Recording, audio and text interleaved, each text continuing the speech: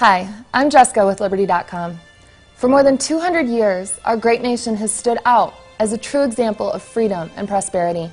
People from all nations of the world come to America for a chance that doesn't exist anywhere else on earth.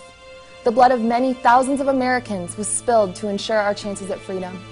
Why then are there so many individuals in positions of high power in our government who not only refuse to confront potential enemies of our nation, but fully embrace them and actively seek their advice? Hillary Clinton, current Secretary of State, recently had this to say about billionaire George Soros.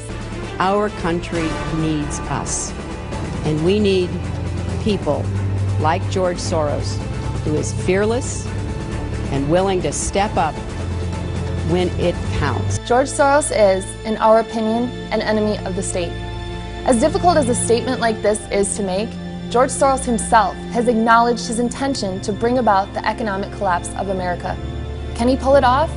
Well, Soros is blamed for collapses in Thailand, Malaysia, Indonesia, Japan, and Russia.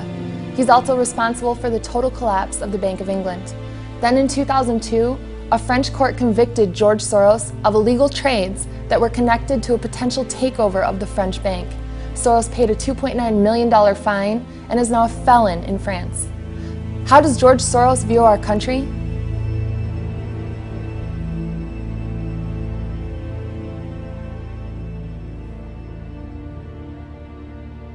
There should be no doubt at this point that George Soros is an enemy of the state. With this being the case, it's safe to assume that our government, the individuals tasked with protecting our rights as Americans to be free and seeking personal prosperity, would view Soros as such and treat him as a threat. Yet our own Secretary of State suggests he is something good and valuable to us.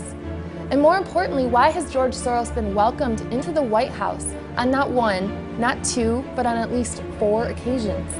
Shouldn't Soros be arrested at the gate? Yet he's a guest of the president, to whom he is likely giving advice, or at least seeking it. We at Liberty.com have given this much thought.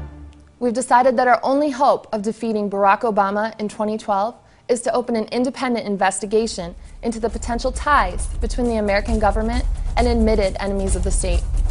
For obvious reasons, this has a profound political implication for our organization. With this in mind, we're going to need your help and support in putting all of this together. In February, we'll begin developing a panel of researchers who can start investigating the evidence. Our web team will be working on an action hub where our research and investigation will be presented to the public. We're looking to launch a full-scale independent investigation into apparent crimes against the state with potential government involvement. This project will include a major public information campaign with TV ads and aggressive web marketing plans. We have a very specific goal of $20,000 to be raised by March 1st. When we hit this goal, we'll be able to fully implement our investigation panel and marketing plan. If you feel there is something vile happening within the circles of those who hold great power over our economy, our nation, and our liberty, and you want to help us do something about it, please go to we'vehadenough.com and make a contribution online. Thank you for taking a stand with us. Together, we can rise against a malicious effort to bring down our nation.